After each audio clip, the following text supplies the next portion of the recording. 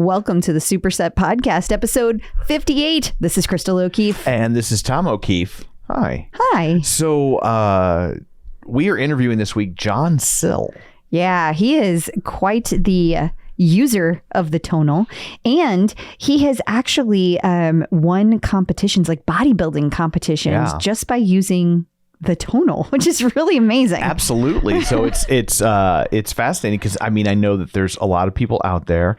Probably not if you're listening to this, unless you're still deciding on making your purchase, right? Yeah. And we know a lot of people kind of listen because they're trying to get a handle on what is this thing really, right? But if you're already in possession of a tonal, you know that it's the real deal. But here's kind of proof, right? That here's a guy that competes based on muscle osity. Yes, that is the technical term. It is. I hate to get jargony on people. Right. But muscle-osity is very important in the world of bodybuildifying. Mm-hmm. So. Oh, we're still going. Okay. I'm sorry. I'm sorry if it sounds like I'm mansplaining to you. Oh, okay. But, well, it's only mansplaining when you're right. So you admit that men are right? Is that what you're saying? No, I'm saying you're not right. Mansplaining when we're right. Yeah, it didn't work the way I had planned. All right, I admit that, but you're making up stuff, so it's not even. You're going to get a strongly worded email from Gloria Steinem if you're not careful. I hope Gloria's listening. I hope she's pumping some iron. Yes. So anyway, it's a fascinating conversation about how that fits into his workout routine. So you might want to stick around. And I was in a particularly teasing mood with John Sills, if I recall correctly. Yeah, you were. Good thing he has a good sense of humor because I came in a little hot. You did. So. Yeah. He didn't even bat an eye. He was just like, I am here for it. He's like, sure, okay, whatever. Let's do this. Whatever, weirdo. I know what I look like. I know what you look like. So, if you are one of those people who listen to us because you're still trying to get a handle on it, we can still help you save a little money. We can. So there's a friends and family discount right now. So if you know somebody that is a member, they can get you $125. They get $125 to you, and then they get a free month of membership. So that's one way. But also we can give you a discount. So you can get a discount by using promo code TheClipOut as you're checking out, and you will get some money off as well. And you can't use both of them. No, you can't double up. Yeah, just to be clear. But if you don't know somebody who already owns a tonal that wants to do the share of friends and family, you can use promo code TheClipOut. But if you do, you can do it the other way. Or you can, if you already have a tonal and you have a friend that might be interested, this could also work for you. Yes. So we're just putting that out there for you. Absolutely. So I guess I should also talk here about Joe's House of Volume. Yeah. Now I want to know. So you came home today and you had a workout that was on your schedule. Yes. And you were down there next to that tonal for a real long time. An hour and 11 minutes. Is that the longest tonal workout you've ever done? I think it might be. So Joe's not kidding about the volume is what you're telling me. I think it's called House of Volume. I thought House of Volume was a reference to how much weight you're lifting, but apparently it's a reference to how you'll be speaking to Joe through the machine. Now, were you yelling at Joe at any point today? Dirty bastard. No, I was not actually, but it's a lot of weight. I will say that I've had weight workouts in the past where I got real close to 20,000. That's kind of been, my next benchmark that I just could not hit. Yeah. And I've lifted over 20,000 pounds, I think 3 times now. Yeah. In House of Volume. So. And you did that today. I don't know if I hit 20 today. I was curious because it was an upper body day, and I thought you said you did, but no matter. My point is that obviously leg muscles are bigger muscles, so you're gonna lift more volume with the leg muscles. But so one of them was a leg day, but one of them was at least one of them for sure was an upper body day that I did over 20,000 pounds. And so, I'm sure there are people out there listening that they've done way more than that, and that's nothing. But hey, for me, all relative. It's all relative. Yeah. That's the interesting thing about it. That's why it was a good benchmark for you specifically. Now, I want to go back to the last time we recorded because you were mighty confident. It was day 1 of the program. And you were like, I got this. But I have to say not every day have you felt like that about the House of Volume as we have gone through this process. For sure. Like they say it's the toughest workout, and I think it might be. Like, I was wondering, like, because I have done all but Go Big or Go Homes, and those are no joke. Like, those are tough I am workouts. Not disparaging the Go Big or Go Home. You better not, because I'm a fan of the Go Big and Go Home, and I will fight you. Nor am I disparaging Coach Jackson. He was great, and absolutely. But I do think that these are probably more intense. I definitely, I will say, I'm definitely lifting more weight on this. That's unfair because I was able to lift less weight the last time I did a Go Big or Go Home. Yeah. So I also recognize that it's not entirely apples to apples. But that being said, I certainly am. I feel as if this is the most that I've been lifting, even if it was apples to apples. But I will also say not by much. So don't be scared of it if you've done the other ones, but also don't be dismissive of it if you're still, if you really enjoyed past workouts and you don't necessarily want to try a new one, don't let that stop you. So I would say that my biggest takeaway, and I haven't done the program, I'm not saying that I have, but just watching you do this program, right, is don't go into this particular program in a hurry to get done. Like, know that it's kind of like the difference between doing a 5K and maybe a 10K or a half marathon. You can, if you're doing a 5K, it's 3 miles. And if you're in any kind of shape whatsoever with cardio specifically, right, you're going to be able to finish that pretty easily, even if it's slow, right? Right. But if you're going into a half marathon, hopefully you've done some training, you've gotten and you don't go into that at your top speed. You go into it at a nice low speed and you try to even out your speed throughout that entire half marathon. Watching you typically go into a workout and you skip over rest periods. You're like, go, go, go.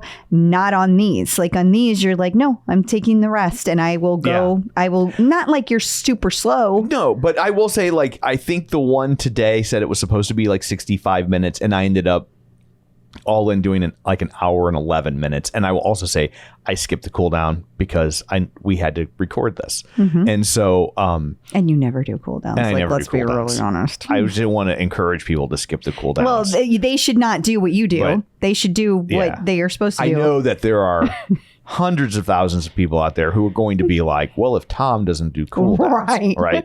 And so I don't want to send that message to the youth of America, right, who are hanging on my every word. That's nice of you. Yes, I recognize that I am a role model for me. I love how you say that with such... your humor comes across. So, but yes, I do skip the workouts because I just want to be done. Skip the cool down, not the workout. No. Yes, I do the workout. I skip, and I don't skip the warm ups. I do the warm ups. Maybe I cut them a little short. Maybe it's 3.5 minutes, and I'm like, 3 minutes feels like plenty. Yeah. But I do them by and large. Well, I just think that's a good takeaway. Like, go into it with the mindset, if you're going to try this, like, you don't be in a hurry. Yeah. Like, just embrace that it's going to take a while because it's a lot of volume. You don't want to rush it. You want to go at the proper cadence. That's the whole point of it. And so if people are listening to this show for the very first time, they may not know what House of Volume is. And as you said, Tom, it's Tonal's toughest program. That's what they're labeling it as. It's advanced level. So no, if you are brand new to Tonal, or brand new to weightlifting, I should say. That's you might be brand new to Tonal, but not brand new to weightlifting. For sure, yeah. This is probably not the first thing you want to try. They're thinking it's the hardest program ever built on Tonal due to the sheer number of reps and the short rest periods. Now, it's 4 weeks long, and it is specifically designed to help you bust through your training plateaus and enhance strength and muscular endurance. And I think that you are going to get a lot out of that, Tom. It's also about volume accumulation. So it's putting you in the 12 to 20 rep range with a short rest. Awesome. Well, it's out there. So if you try it, let us know what you think. Yeah, definitely curious to hear what other people are doing. For sure. Cruise on by Facebook.com/Superset Podcast and let us know. We would love to hear. So also, we should say that Tonal had their custom workout sharing contest recently. And how did it go? It went well. The winners have been announced. Ooh, let's hear. So this is from the tonal community, the OTC. So they have them all posted there. So I don't even know. Hopefully people know they won. Yeah, I saw people posting like, "Oh my God, mine got picked. I guess you got, I think, a free month or something." Yeah. So people were very, but honestly, I don't think anybody was all that excited about the free month. Not to rip on it, but like they were more excited that theirs made the cut. Yeah. Right? Like it was more a matter of pride, less a matter of prize. Because they built something that other people saw as beneficial. Sure. Like that was what they were most excited about. That's the real victory, was inside our hearts the whole time. It's the friends we made along the way. So so they have just some of the names of them. Backside Unilateral Party, which I think probably won just based on name. Yeah, I would agree. PSOAs? No, that's psoas. Oh, is that what is that? It's like it's a muscle in your hip connected to your butt. It's like where your hip muscle connects to your butt. Okay. And it moves all the things in your lower body. It connects. It's an important thing, especially for runners.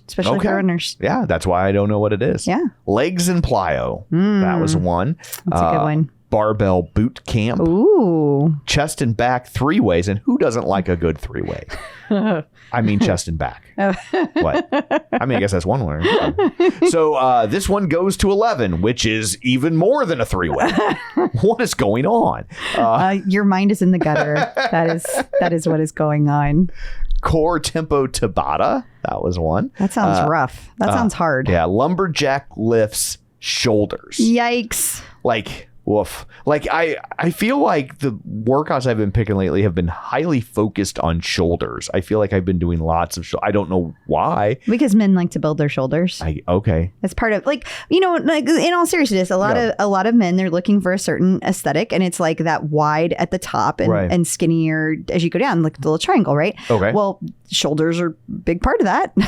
Okay. Yeah, I just know that I feel like I'm like, oh, more shoulder stuff, whatever. Me, I don't ask questions. I just do it. Around the world pump, going back to some of the other workouts, and quick legs again. Yeah. I probably need some quick legs, or maybe it's quick because it's a quick workout. Oh, perhaps, or maybe they're trying to get you to run faster. I don't know, but so they did not post, I guess, the names of the people in this post. But congratulations to everyone who had their things picked. Yeah. And you can find that over in the OTC. It was posted by Dia Woodbury. Yeah. You know what's cool about these, and I know we've talked about this before, that anybody can share these now. So like that's really cool because we can all go grab, like if you want to try out the psoas or the 3-way, whatever, whatever. Yeah. No judgment here. Yeah. Then you can just go in and click this link and add it to your app. Like it's super, super easy to do. So that's really cool. And in this post, if you're looking for it, was on September 15th.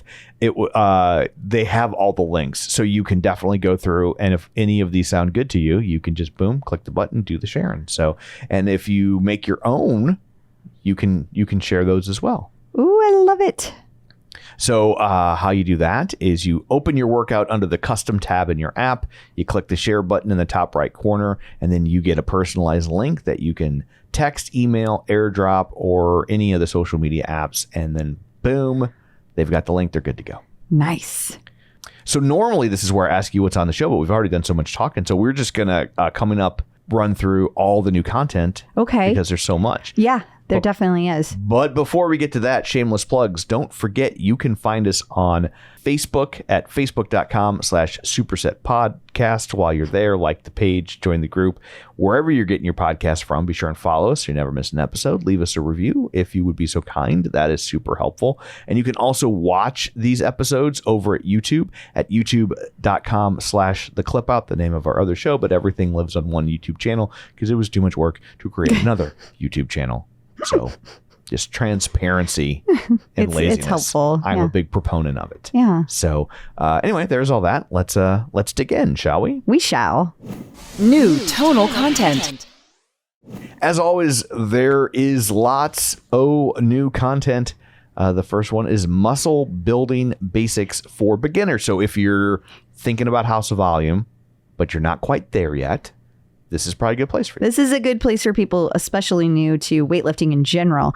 This helps you get acquainted with the fundamentals of resistance training, and it's a full body workout. So you're going to prep your shoulders, your chest, biceps, glutes, and quads with body weight exercises. Then you move into those compound lifts, and you're going to round out the session with accessory work to support the main lifts. So that's great. It's a good way to walk away feeling like you took on a new challenge.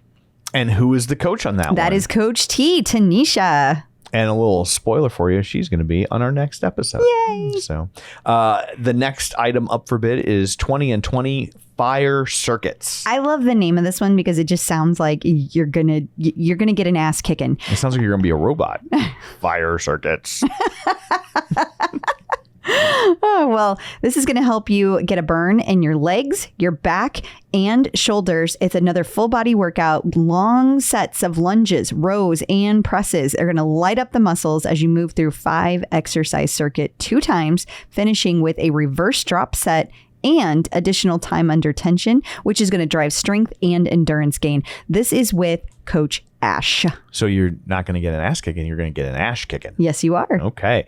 Elevate your endurance. Right. So this one is all about pushing the limits of upper body stamina. It's a workout that combines endurance boosting body weight moves with on-tonal lifts to improve your technique. So you're going to go hard right from the beginning with a body weight burnout block that's going to challenge mental strength as much as muscles.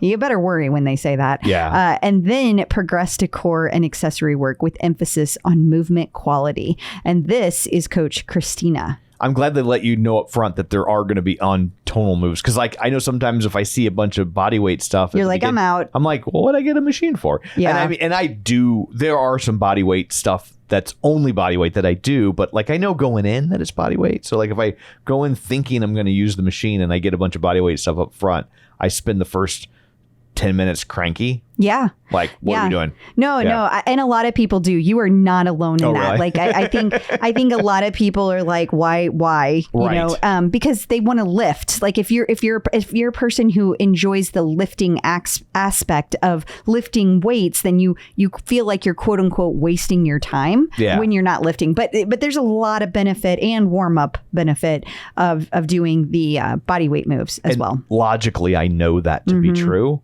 but I'm still a dick about it. Well, again, you're not the only one. You're not alone in that. Yeah. You're a little bit of a snob when it comes to that. I don't think that. Yeah, I think you're a tonal snob. No. I think you are. No. I think you are. So, compound clinic, lunge and row. This is going to be all rows and lunges because they are very important to any strength training routine. I would like to retract what I said about body weight movements. If lunges or Bulgarian split squats are involved, it's perfectly fine to give me a body weight Bulgarian split squat. No complaints. Yeah. Not one. I agree with that. Well, but and the thing is that this is a clinic that's going to get the proper technique for both of these. And that is important because you do not want to go into lifting heavy on a Bulgarian split squat and you never got the technique right. You're going to hurt yourself. And so you got to break it down to get, and that's what's going to get you to the next level with your gains. Yeah. So I finally feel like I can do a Bulgarian split squat without feeling like I'm about to fall on my face. That's great. It took me a long time too. And I feel like an aspect of it is that you can position your legs in so many different ways and it feels different every time. Yeah. So like repeating and like really paying attention to what the coaches are saying about the optimal form is what you want to do. I always feel though when I'm like on the downward motion in a Bulgarian split squat, like I'm bending forward too much. Oh, maybe you are. But I will say like when I really like I feel like the instructor stays more straight up. Okay. Right. But then when I'm like really focusing on, I'm like, I really don't think I don't know another way to get my body to do it to be as straight as they are. So I don't know. And I've never set up the thing where it watches you. Mm-hmm. So it's a lot of work. It's actually not. But it takes 2 seconds. But it feels like a lot of work. And feeling like a lot of work. If only you knew a personal trainer that could watch and help you with your form. Huh. That's something to think about. We'll have to put out some feelers. Yeah, we sure will. So, but anyway, I'm always like, am I leaning forward too much? But I don't know. When I've tried to let me focus on being straighter, I still feel like there is no straighter, right? Like, so. Yeah, you might want to let somebody help you with that. Or for people at home who are listening and experiencing the same thing, another option is to get a mirror even or even just film what you're doing.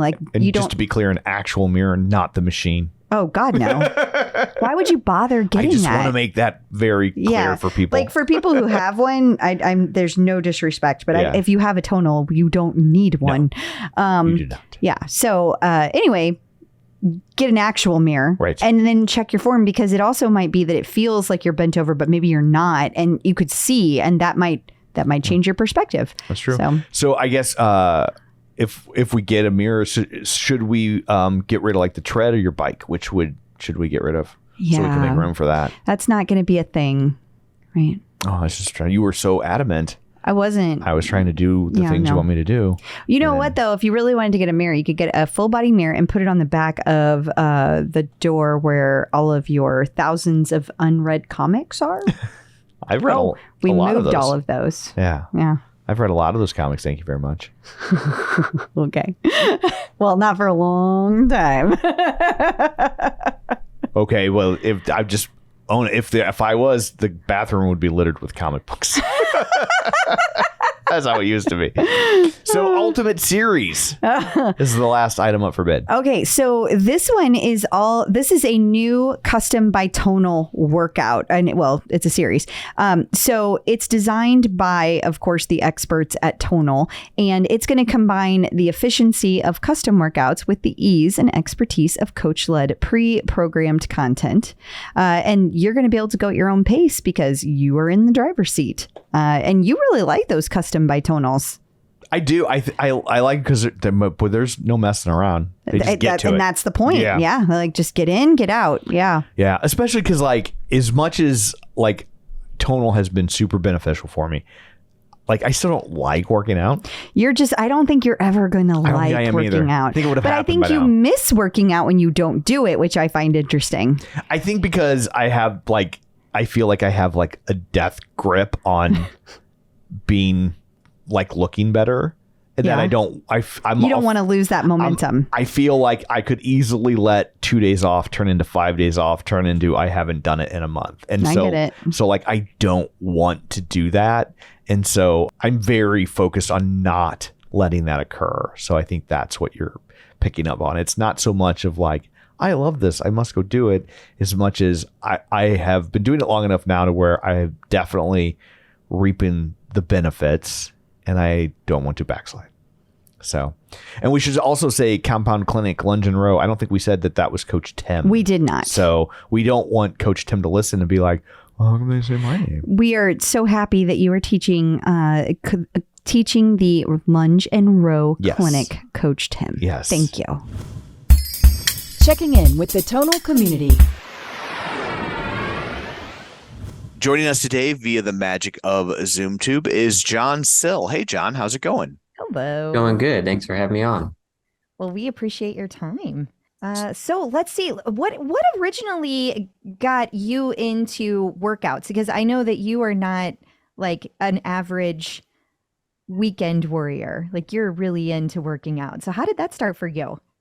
Originally, it all started back when I was in high school, doing sports, but really I got into weightlifting because I was really small. I'll say that. I entered high school and, I was 100 pounds, and I didn't like being the little guy. And, when you're the little guy, there's sometimes you get picked on physically because of that kind of thing, and I didn't appreciate it. So started working out just to put on some mass and hope to build some muscle. So that's why I started when I was around 15. So that's what originally kicked it off.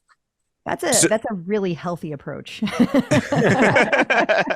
You're like, I don't like this. I want to be able to kill people. I don't know if I go that far, but it was I didn't like being the little guy, and if you're a little bit strong, people won't mess with you. So I know, I totally get it. I'm just giving you trouble. So I'm just curious. Let me ask a what might be a personal question. How tall are you? Are you also like on the shorter end of things, or? I'd say I'm about average height now. I'm just under 5'10", Okay. 5'9", and maybe a half. Okay. But I think when I started lifting, I was around probably 5'3" to 5'5", somewhere around there. And, with 100 pounds, you're a pretty small dude too. For sure. I say that because I'm like 5'6", 5'7" in heels. And and so like I totally relate to that. I got picked on a lot because of my height when I was a kid, and because I was obviously as a child, shockingly, I was even shorter, right? And so like I do relate to that. I was too lazy to actually work out. Like that wasn't going to be my plan of attack, but I have definitely gone down that road. I was just curious, where you were at on the height spectrum. But yeah, like that's a weird age, because like I remember when my youngest son was that age, kind of looking at his class when around like 7th and 8th grade, and like some kids could pass for like 3rd grade, and some kids could vote. It was it's crazy, just the disparity. So if you're on the left-hand side of that bell curve, it's intimidating. Yes, definitely. Even within the same family, same gene pool, my brother, he's around 6'2" or so, but I was, I think 16 or 17 years old, and he's 4 years younger and had already passed me in height. So it was, everybody kind of grows at different rates. And for me, at least, I found it unfortunate that I was growing at the slower rate. So Yeah. I just think that was a really healthy way to deal with it, though. You were like, I'm going to get stronger. You took the power into your own hands. Yeah. So that's kind of where your fitness journey started. Has it always been weightlifting for you? Has that been always like your passion when it comes to fitness? Well, the sports I did in high school was cross country and track. So it was a lot of cardio, which, they say that doesn't really pair well with gains, right? Muscle gains. But I didn't know that I was just running and lifting weights at the same time, and was just overall just loving it. Any sort of physical activity I could get, I enjoyed it a lot. And I think just personality wise, I set goals and go for them. So I had goals in the weight room, goals, out in cross country and track, and just pursued those wherever I could to get better. So it was a lot of working out during that phase of life. So it was hard to put on weight. I'll say that. First off, hearing it's hard to put on weight, I just want to say, go to hell.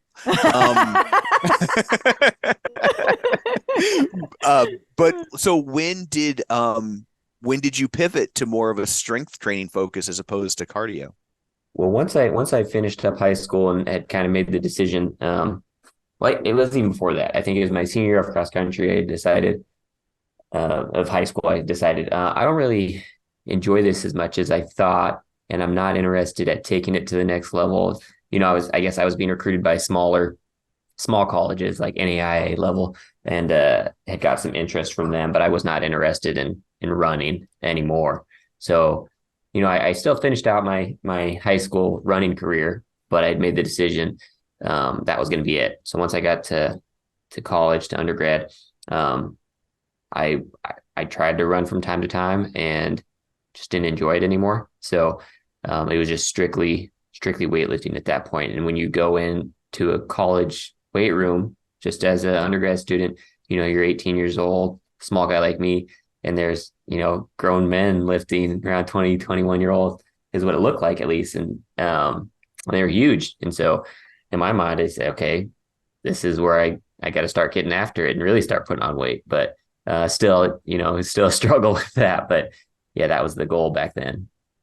So that's fascinating, because I know so many people in a setting like that, because we hear this story all the time. We've both lived this story. You walk into a gym and you see those people who are much further in their weightlifting journey than you are.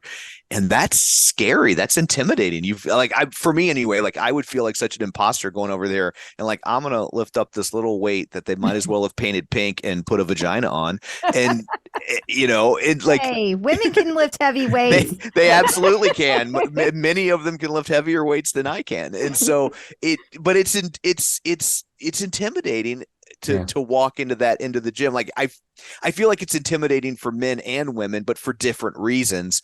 But it's still like, for me, even now that I use tonal and I lift weights, I walk into that part of the gym, I'm just like, hard pass. Yeah. I'm out. So was that just not even a factor for you, or how did you contend with that? I mean, there is some level of intimidation, but for the most part, I think my perspective on life is, if I know somebody's better at something than me, I guess it's just kind of like drop the ego and try to follow what they're doing or learn from them.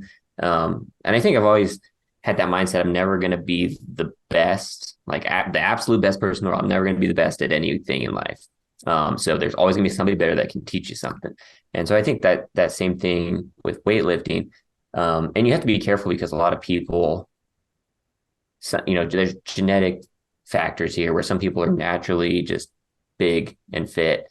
And it's not always because they're training, and their training may not work the same for you. But collectively, if you take a lot of information from a lot of people that seem to be doing it right, I think from trial and experience, you're gonna eventually get to what you need to do. So yeah, that's the way I took it. But I've had friends too that go to the gym first time, even when they're older, and they're intimidated because they don't know what they're doing. They're embarrassed. But really, if you just stay in your lane, focus on you, and even with competition, it's you against you. Like, if you focus on that, you're gonna improve. It can be intimidating, but it's best to just look past that and focus on your own gains. So speaking of competition, how did you go from I'm a weightlifter, I'm doing weightlifting, I like to be fit, to competitive bodybuilding? Because that's a whole different thing. That's a different beast. Yeah, exactly. Yeah. So like I said, I started weightlifting back when I was 15. So from 15 to 30, late 20s, almost 30 maybe, I was just lifting to lift. There was no rhyme or reason to what I was doing as far as training goes, besides like, I want these muscles to look better, so I'm just going to lift these areas a lot. And I'll be honest, I skipped plenty of leg days, so I'm not a purist there. But so that was kind of like my earlier years of weightlifting. There was no strategy behind it. I was just doing it to do it. Then I took this long break of about 5 years or so, where I really wasn't working out, lifting regularly at all, or I would be inconsistent, where I would do it for like a month and then stop again for 6 months. But that was because of having kids. So then after that 5-year gap, my oldest told me, "Dad, you're kind of looking flabby, chubby kind of guy." So, and she was only about 4 or 5 years old at the time. So that is that when you put her up for adoption? What size that story go? She's out of the will, at least. Yeah. But yeah, so that got me back into it, and just training again. To answer that question, I was seeing quick gains again. I went to go to this public event where Jay Cutler, he's former Mr. Olympia. He's like 4 or 5 times Mr. Olympia. That was back when I was in high school, so he was like one of my idols. I knew I'd never be as big as him, but he's a goal to chase after. And so I went and met him in person at this public event at a local supplement store here. And he just kind of, and I'm sure he says this to everybody, but he's like, "Have you ever thought about competing?" And I was just like, "Oh, me?" Little old me. And he's like, "No, really." I was like, "I'm too small." And he says, "No, you should give it a shot. You can compete naturally or within your lane, and just find what works for you." And so, and I discounted that, was walking out, and on the way out, he calls to me. He's like, "John," and I turn and look at him, and he says, "I'll see you on stage soon." And I'm just, oh my gosh, like, this is real, he knows me. So I went home and, called my wife all giddy and said, "Jay Cutler said I should compete." And she's just like, "Well, do you want to?" I was like, "I don't know." You do want to compete. Okay. Yeah. I'll give it a shot. And so, I think it was like something, and I had already been on this, weight loss journey, trying to cut the dad bod kind of thing. And when we made that decision, I think that was late May. And then so it was like the summer season, right? I made this decision on Memorial Day, and then had to compete that Labor Day, right? So what is that? A 3-month prep or so, 3-4 month prep. And didn't know what I was doing, just watched a ton of YouTube videos. and just said, let's do it. And it went really well and I had fun. And so that's the fun part of it. And just seeing my body change over those months is what really locked me into it now, I guess. So that's nice that your wife was so supportive of you deciding to get in peak physical condition. Yeah. That's quite the sacrifice on her part. Right. Yeah, exactly. Yeah. Well, I mean, I guess if you wanna, Yeah. I don't want to step on a dream. I am curious though how you integrate tonal into your workouts to build. We've talked to a lot of people that have done tonal, and I feel like most people, once they try tonal, love it. But I like to hear from people who like lift super heavy, because there's always like the naysayers or the question mark people out there like, oh, I don't think tonal's good enough for me. I can't lift enough weight. So I'm curious about your thoughts on that. Yeah, and there's schools of thought on this, right? Some people train and think more weight means more muscle. And there's some truth to that. But there's also some truth to, if you have proper form and isolation techniques, and you pound a lot of volume, that muscle is still going to get worn out. You're still going to tear it down, and it's going to have to rebuild and grow. So, to some respect, I will say, yes, it's heavy enough for most of your body. I'll be honest myself, that first competition, I also had doubts whether it'd be enough. So I'd been training on tonal for probably, 6 months or so prior to getting into prep, exclusively just on tonal. And then when I decided to do competition, I said, this isn't enough. I need to do 2-a-days, and one needs to be at a commercial gym with heavy weights. And so that's what I was doing at lunchtime. And then at night, I'll just do tonal. And I found that, quite frankly, everything I was doing at a public gym, for the most part, I could do at home on tonal still. And so this last prep, I did just tonal. And I felt like I improved year over year, in my opinion. And I'd say most people said, yeah, you had some gains. But I do think where tonal is lacking, just in my opinion, is for leg stuff. And that's specific because I'm trying to grow my legs a lot. So you really have to do a lot to them. And that's where you might not be heavy enough, right? Because if you're into any sort of competitive mode, the average male should be able to squat 225 at minimum, I think. And the machine only goes up to, if you scale the machine, it only goes up to that. And so, I mean, you can do that and do squats and pound a lot of volume, but I also like to, feel the steel from time to time and get that heavy weight. So I think either way you can make it work. If you really put your mind and focus into it, just might take more time to get that amount of volume in. So. Okay. Yeah. So how do you use tonal to keep evolving through, like you said, this last competition round? How are you continuing to evolve with tonal? Yeah. So for example, when I was younger, I didn't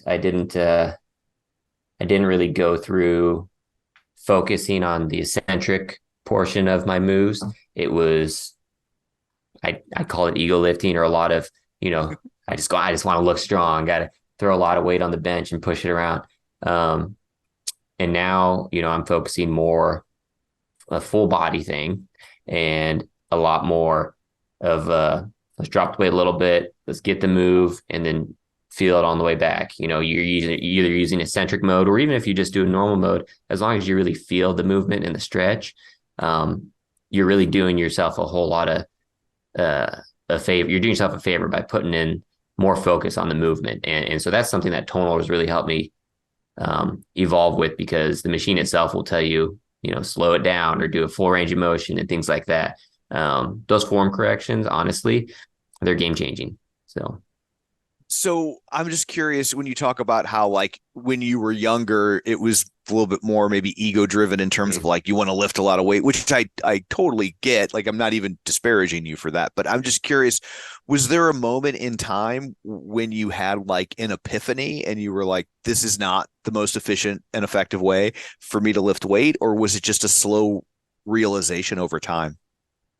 I'd say it was probably so when I was in law school, I was the biggest and lifting the heaviest I had ever done in my life. And I also was getting injured a lot more often.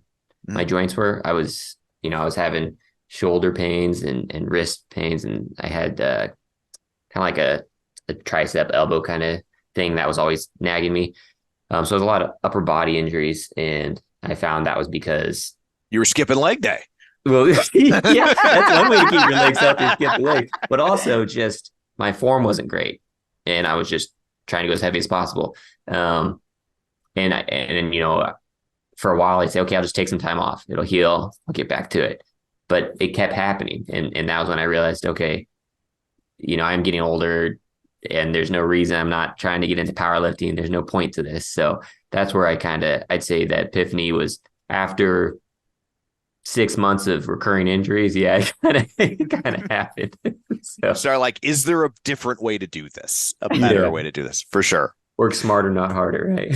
Absolutely. So how do other people in the bodybuilding community feel about tonal? Are they skeptical? Are they surprised that you can get the look that you're happy with using, this sci-fi equipment, or does it not even come up? I don't think it's something that comes up a ton. I mean, once you step on stage and everyone knows you work out. People don't usually ask, so what are you doing? What machine are you using? It's not what's your equipment. One, because everyone has their own secrets of how they do what they do, right? And so if you tell everybody, but the other side is, and no, the communities, they do help each other. So, I don't think I'm at that level where I'm crushing it so hard that people want to know what I'm doing, right? It's I'm let's be honest, I'm relatively average for a body.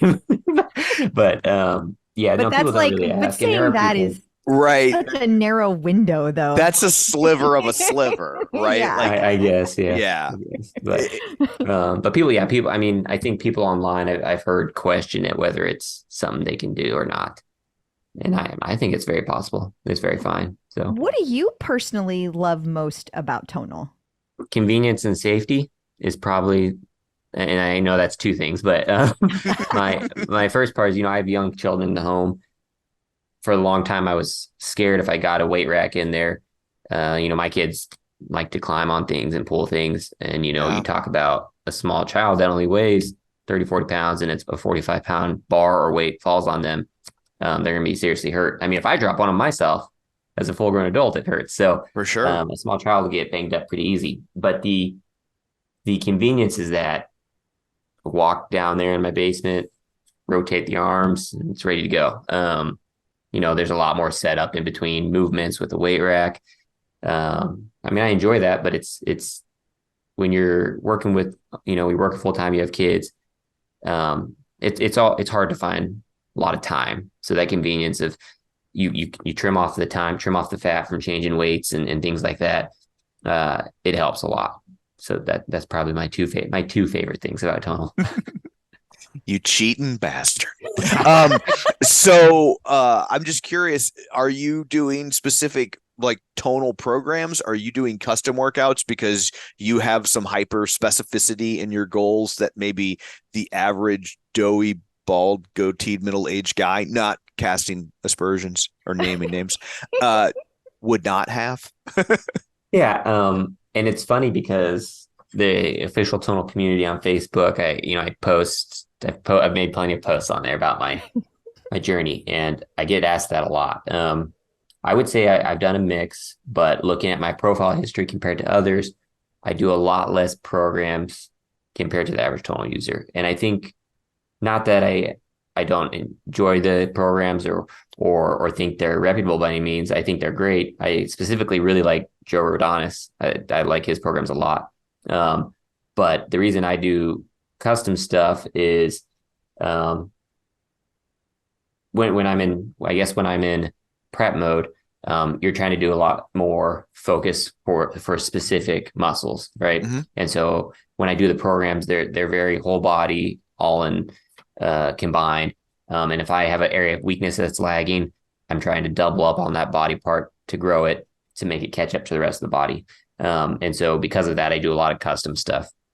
But I think when more it's like my off season, I'll switch back more towards the tonal programs because I find if I do my own, what in my head mentally, it's off season, I can slack a little bit, right? But if I do a program, they push you to do the dang work, and so I can't slack, right? But if I'm on my own, I kind of like, okay, that's enough, and I'm not driven as I am in prep mode when you're just like, I got to put in this work, otherwise I'm gonna look like a fool on stage. So there's a balancing act. It's hard to do it all on your own and keep pushing yourself year round unless you're a professional and do it for a job. But that motivation does come into play with those programs. So I think that balance makes total sense, especially given what you do with bodybuilding. Like, you're coming to the machine with a level of knowledge that a lot of people aren't. And so,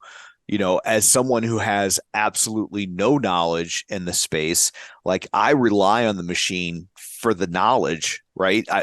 If I start picking custom programs, I don't know what I'm doing, right? Like, I'm like you on day one when you were in college in the weight room. I don't know what I'm doing, and so I let the machine be the guy teaching me, right? And so I think that makes total sense, especially then when you throw in the idea that you're gonna have some very hyper specific needs in terms of like, oh, I mean, my triceps to look like this or whatever, that just an average guy, it's not.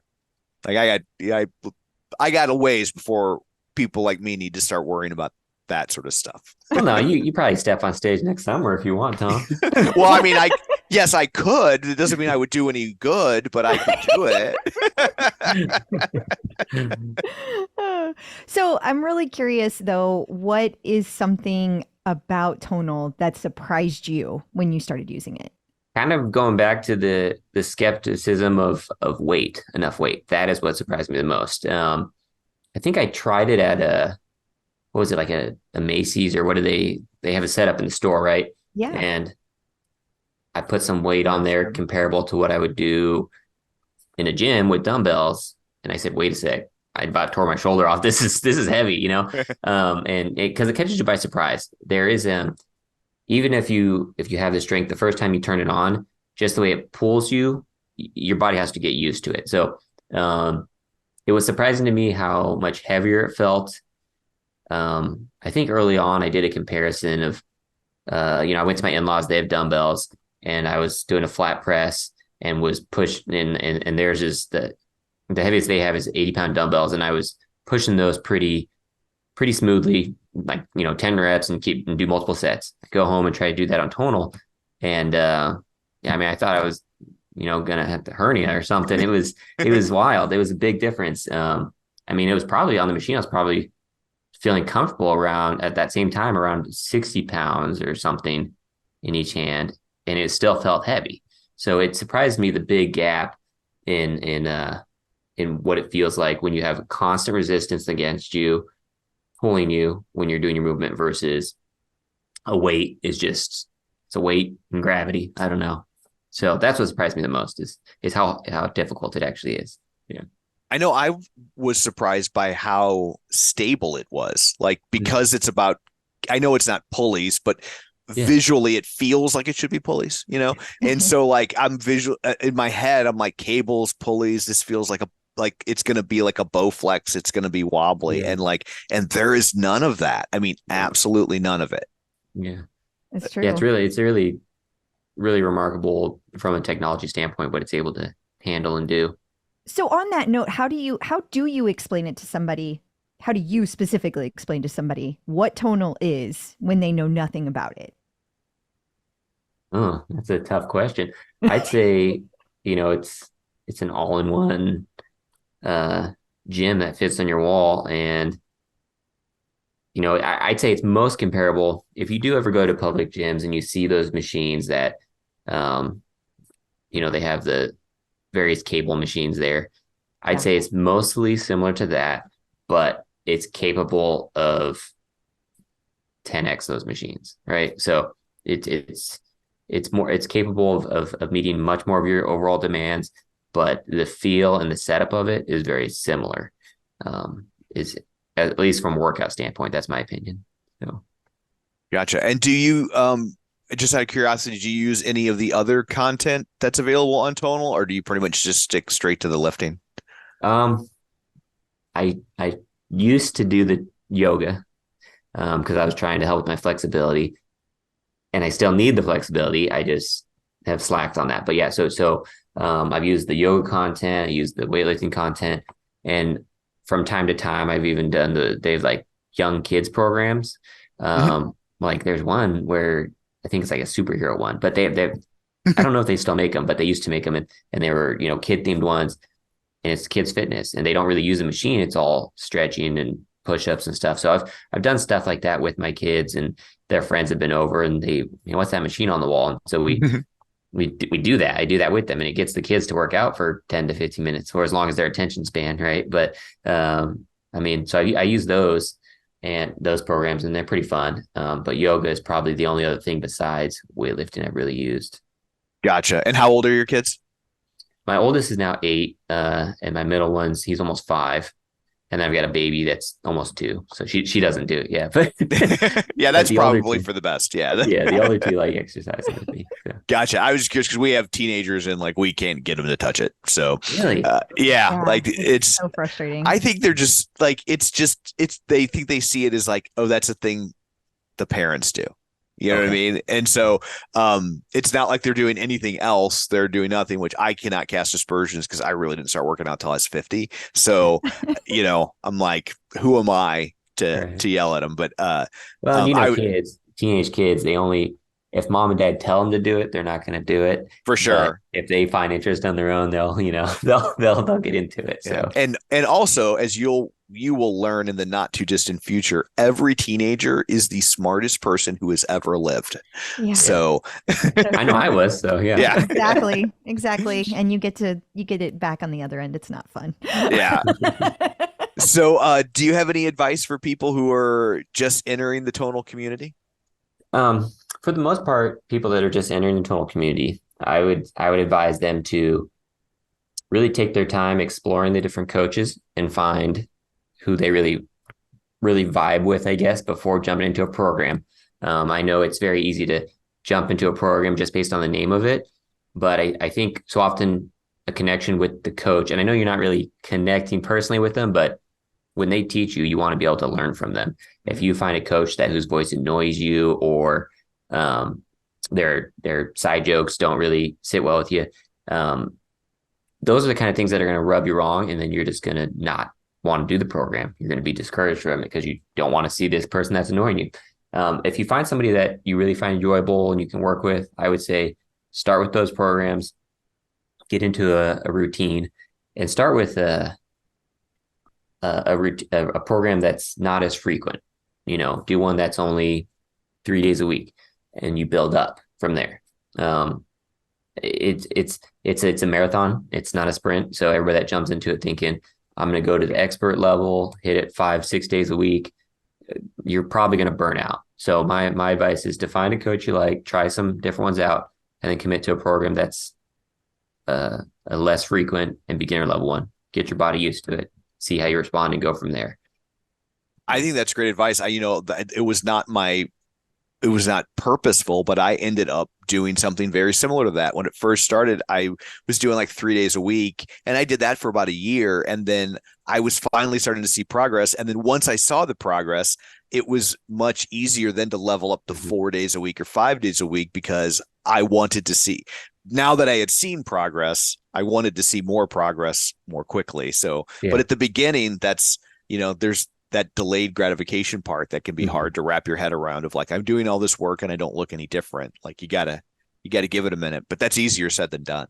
Oh, definitely. Yeah. It's hard to be patient, and it's 2 parts, right? you got your diet and your workout. And if you're not doing both, the progress is slower. And so many people think as soon as I start lifting, I'm going to start seeing gains, and it takes a lot longer. So there's some patience that needs to come with it. For sure. Absolutely. Well, John, thank you so much for joining us today. Before we let you go, let everybody know where they can find you if you would like to be found: Instagram, Twitter, stuff like that. Sounds good. Yeah. On Instagram, you can follow my bodybuilding journey. I guess it's a Silly Fit, and that's SILLIFIT. Or else, I do post from time to time on the official Tonal community on Facebook. Awesome. Well, thank you so much for joining us today. We greatly appreciate it. We do. All right. Thank you guys so much for having me. So I guess that brings this episode to a close. Until next time, where can we find you? People can find me on Facebook at facebook.com/Crystal D. O'Keefe. They can also find me on all the social media platforms at Clip Out Crystal. And I will be on the Tonal leaderboard at Clip Out Crystal. And you can find me on Twitter at Roger Kubert, or on Facebook at facebook.com/Tom O'Keefe. I should say you can find me on Twitter unless they start to charge for it. And then if that happens, you will never find me on Twitter again. Never find me on Twitter again. Let me be clear. I am so out. Yes, I am not spending money on it. No. So, but you can also find me on Facebook at facebook.com/Tom O'Keefe. And you can, I guess, find me on the Tonal leaderboard if that's your jam, to see if I'm lying about an hour and 11-minute workout or 20,000 pounds. You can find me on there just at Tom O'Keefe, because I'm super creative like that. And luckily there apparently is not another Tom O'Keefe who has bought a Tonal yet. So anyway, that's it for this one. Thanks for tuning in. And until next time, keep lifting.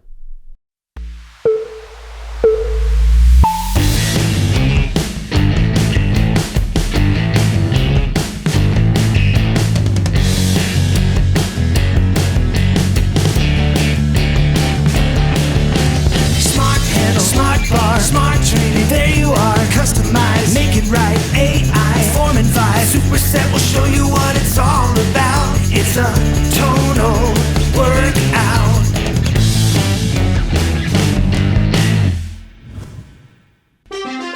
The Superset is made possible in part by support from Tonal.